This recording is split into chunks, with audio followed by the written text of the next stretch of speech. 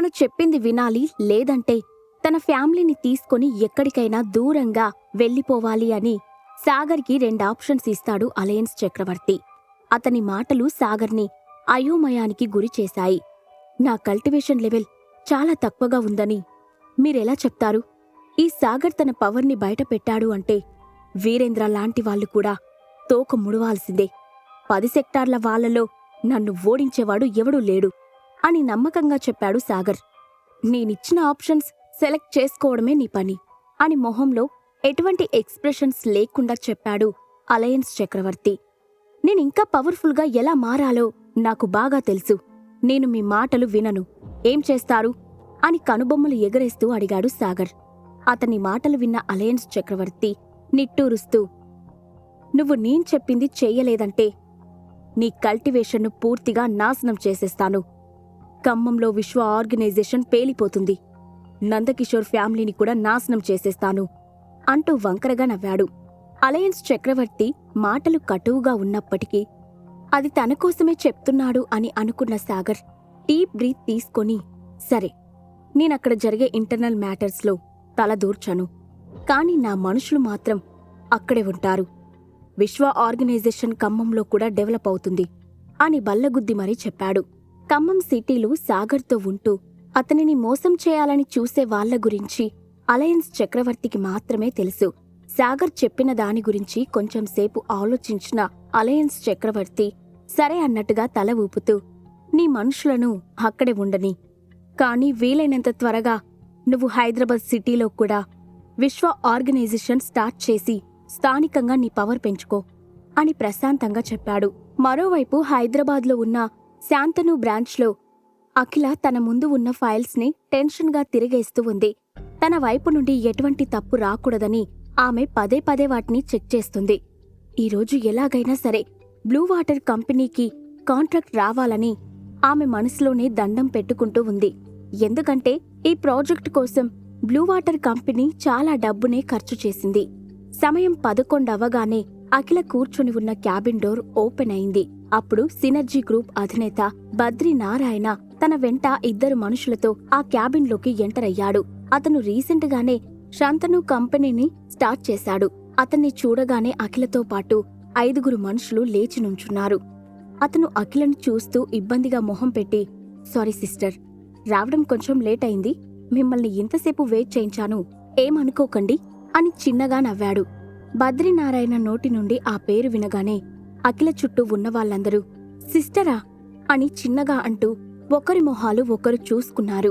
తనని అతను అలా ఎందుకు పిలుస్తున్నాడో తెలియక అఖిల కూడా కన్ఫ్యూజ్ అయింది. బద్రీనారాయణ గారు, మీరేదో పొరపాటు పడుతున్నారు. నేను మిమ్మల్ని ఇంతకుముందు ఎప్పుడూ కలవలేదు అని సూటిగా చెప్పింది అఖిల. ముక్తా ఫ్యామిలీలో జరిగిన ఫంక్షన్లో వాళ్ళిద్దరూ 2 సార్లు ఎదురు పడ్డప్పటికీ అఖిల అతన్ని గుర్తు పెట్టుకోలేదు. మిమ్మల్ని చూసి నేనెందుకు పొరపాటు పడతాను సిస్టర్? మిస్అండర్స్టాండింగ్ ఏం లేదు. నాది ఒక చిన్న రిక్వెస్ట్. నేను మిమ్మల్ని ఇక్కడ ఇంతసేపు వెయిట్ చేయించానని సాగర్కి మాత్రం చెప్పకండి.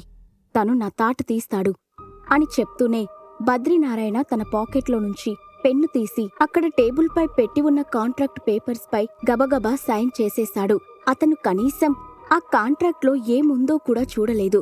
నిజానికి అఖిల గనక ప్రాజెక్టు సరిగ్గా హ్యాండిల్ చేయకపోతే దాన్ని సరిచేస్తామని చెప్పి కాంట్రాక్టు ఒప్పుకోమని సైన్ చేయించడానికి బ్లూ వాటర్ కంపెనీ నుండి వచ్చిన వ్యక్తులందరూ ముందుగానే ప్రిపేర్ అయి ఉన్నారు. కాని ఇంత ఈజీగా వాళ్ళ పని అయిపోతుందని అక్కడ ఉన్నవారు ఎవరూ అస్సలు ఊహించలేదు. బద్రీనారాయణ కొంచెంసేపు అఖిలతో మాట్లాడిన తర్వాత స్వయంగా తనే వెళ్లి ఆమెను మెయిన్ గేట్ దగ్గర డ్రాప్ చేశాడు. బ్లూ వాటర్ కంపెనీ నుండి వచ్చిన వాళ్ళందరూ పార్కింగ్ లాట్లో నడుస్తూ ఉండగా సురభి అఖిల కళ్ళలోకి మెచ్చుకోలుగా చూస్తూ, అక్కా, మీరు నిజంగా సూపర్. మిమ్మల్ని చూసి తను ఇంత ఫాస్ట్గా సైన్ చేస్తాడని నేనస్సలు ఎక్స్పెక్ట్ చేయలేదు. బద్రీనారాయణ గారితో కూడా మీకు రిలేషన్ ఉంది అంటే నమ్మలేకపోతున్నాడు. ఈ బిజినెస్ వరల్డ్లో ఆయనకి మించిన వాళ్ళు ఎవరూ లేరు అని ఎగ్జైటెడ్గా చెప్పింది. అక్కడ ఉన్న మిగిలిన వాళ్ళు కూడా మళ్లీ అఖిలను పొగడతలతో ముంచెత్తుతున్నారు. కాని ఆమెకు ఆ పొగడతలు చిరాకు తెప్పిస్తున్నాయి. వాళ్ళలో ఉన్న ఎగ్జైట్మెంట్ ఆమెలో ఏ కోసానా లేదు. కేవలం సాగర్ని చూసి ఈ కాంట్రాక్ట్ సైన్ చేసి ఇచ్చాడు. ఇందులో నా గొప్పతనం ఏముంది అసలు నేను చేసిన పనికి గుర్తింపు కూడా లభించట్లేదు అని అఖిల మనసులో అనుకుంటూ చిన్నగా పళ్ళు కొరుకుతూ ఉంది. ఆమె తలదించుకుని వేగంగా నడుస్తూ ఉంటే ముగ్గురు అమ్మాయిలు ఆమె దారికి అడ్డుపడ్డారు. అఖిల తలపైకెత్తి వాళ్ళ ముగ్గురిలో మధ్యలో ఉన్న అమ్మాయిని చూసి కళ్ళు పెద్దవి చేసింది. సుమా, నువ్వేంటిక్కడా అని ఆశ్చర్యంగా అడిగింది అఖిల. నువ్వు కూడా ఇక్కడికి కాంట్రాక్ట్ సైన్ చేయించుకోవడానికి వచ్చావా? నీ డిజైన్స్ అసలు వాళ్ళకి నచ్చాయా? వాళ్ళు నిన్ను లోపలికి రానిచ్చారా అని అఖిల వైపు చిరాగ్గా చూస్తూ అడిగింది సుమా. ముందు నేనడిగిన ప్రశ్నకు సమాధానం చెప్పు. నువ్వేంటిక్కడా అని చేతులు కట్టుకుని సుమ కళ్ళలోకి సీరియస్గా చూస్తూ అడిగింది అఖిల. బ్లూ వాటర్ కంపెనీ వాళ్ళు చేసిన ఇంటర్వ్యూలో ఇనిషియల్ రౌండ్లో సుమ సెలెక్ట్ అయినప్పటికీ తర్వాతి రౌండ్స్లో ఆమెను బయటకు పంపించేశారు. దాంతో ప్రస్తుతం వేరే కంపెనీలో జాబ్ చేస్తుంది. నేనిక్కడికి మా కంపెనీతో కాంట్రాక్ట్ కుదుర్చుకోమని అడగడానికి వచ్చాను అని ప్రౌడ్గా చెప్పి తన చేతికి ఉన్న వాచ్లో టైం చూసి, నువ్వొచ్చిన స్పీడ్ని చూస్తూ ఉంటే ఈ కంపెనీ వాళ్ళు కనీసం నిన్ను లోపలికి కూడా అడుగు పెట్టనిచ్చినట్టు లేదే అని మళ్ళీ ఎగతాళి చేయడం మొదలుపెట్టింది. సాగర్ను కలిసిన తర్వాత బయటికి వచ్చిన అలయన్స్ చక్రవర్తి ఆకాశం వైపు కళ్ళు చిట్లించి చూస్తూ, అతనితో మాట్లాడ్డానికి సమయం ఆసన్నమైంది అని నిట్టూరుస్తూ అన్నాడు. ఆ తర్వాత కళ్ళు మూసుకొని తను నుంచున్న చోటనే మాయమైపోయాడు. మరోవైపు గెస్ట్ హౌస్లోనే చేతులు వెనక్కి పెట్టుకుని అటూ ఇటూ తిరుగుతూ ఉన్న సాగర్ తీక్షణంగా ఆలోచించడం మొదలుపెట్టాడు. అలయన్స్ చక్రవర్తి ఎప్పుడూ నాతో ఇంత కటువుగా మాట్లాడలేదు. ఆయన ఖచ్చితంగా నా దగ్గర నుండి ఏదో దాచాలని చూస్తున్నారు. నిజంగానే ఏదైనా ప్రమాదం పొంచి ఉందా? హైదరాబాద్ వదిలి విజయనగరం వెళ్ళిపోమన్నవాడు సడన్గా ప్లాన్ ఎందుకు మార్చాడు అని తనని తాను ప్రశ్నించుకుంటూ ఉన్నాడు. ఒక 10 నిమిషాల తర్వాత కళ్ళు తెరిచిన ఈశ్వర్, కార్తీక్లు ఒక్కసారిగా బెడ్పై నుంచి కిందకి దూకి తమ చుట్టూ చూడడం మొదలుపెట్టారు. ఎప్పుడైతే హడావిడిగా అటూ ఇటూ తిరుగుతున్న సాగర్ వాళ్ల కంట పడ్డాడో, మాస్టర్, మళ్ళీ నిద్రపోయామా? మమ్మల్ని క్షమించండి అని బుర్ర గోక్కుంటూ అన్నారు. మిమ్మల్ని మీరు బ్లేమ్ చేసుకోకండి. మీరు నిద్రపోవడానికి కారణం పాయిజన్. దాని ఎఫెక్ట్ అలాంటిది. పైగా వచ్చిన శత్రువు కూడా బలహీనుడేమీ కాదు. But you did your best అని ఈశ్వర్ భుజం తడుతూ అన్నాడు సాగర్. థ్యాంక్యూ మాస్టర్ అని చెప్పాడు ఈశ్వర్. కార్తీక్ మాత్రం సాగర్ కళ్ళలోకి చూస్తున్నాడు. ఎప్పుడూ చురుకుగా ఉండే కళ్ళల్లో అయోమయం స్పష్టంగా కనిపిస్తూ ఉంది. అతను దేని గురించో టెన్షన్ పడుతున్నాడు అనుకుని, మాస్టర్, మీరు బానే ఉన్నారా అని అనుమానంగా అడిగాడు. ఆ ప్రశ్న విని దీర్ఘంగా నిట్టూర్చిన సాగర్ ఏదో డిసైడ్ చేసుకున్నట్టుగా చిన్నగా తల ఊపుతూ, మీరు ఒక పని చేయాలి అని సీరియస్గా అన్నాడు. మేమేం చేయాలో చెప్పండి. మీరేం చెప్పినా దానికి మేం సిద్ధంగా ఉన్నాం అని ఏకకంఠంతో చెప్పారు కార్తీక్, ఈశ్వర్లు. మీరైదుగురు విశ్వ ఆర్గనైజేషన్లో జాయిన్ అవ్వండి. అక్కడ జాయిన్ అయిన తర్వాత మీరిద్దరూ ఎప్పుడూ నా పక్కనే ఉంటారు. ఇక మిగిలిన ముగ్గురు ఆర్గనైజేషన్లోని 300 మందికి నాయకత్వాన్ని వహిస్తూ ఉంటారు. ఆ 300 మందిని కూడా 3 విభాగాలుగా విడగొడతాము. వాళ్ళకి ఎలా ట్రైనింగ్ ఇస్తారో తెలీదు, కానీ 2 నెలల్లోగా ఇప్పుడు ఉన్నదానికంటే వాళ్ళ స్ట్రెంగ్త్ డబుల్ అయిపోవాలి. నేను మళ్ళీ 2 నెలల తర్వాత చెక్ చేస్తాను అని సీరియస్గా వివరించాడు సాగర్. అతనితో పాటు ప్రస్తుతం 2 బ్రదర్స్ మాత్రమే ఉన్నారు. మిగిలిన ముగ్గురు ఏదో పని మీద బయటకు వెళ్లారు. సాగర్ మాటలు విన్నా కార్తీక్ సరే అన్నట్టుగా తల ఊపాడు.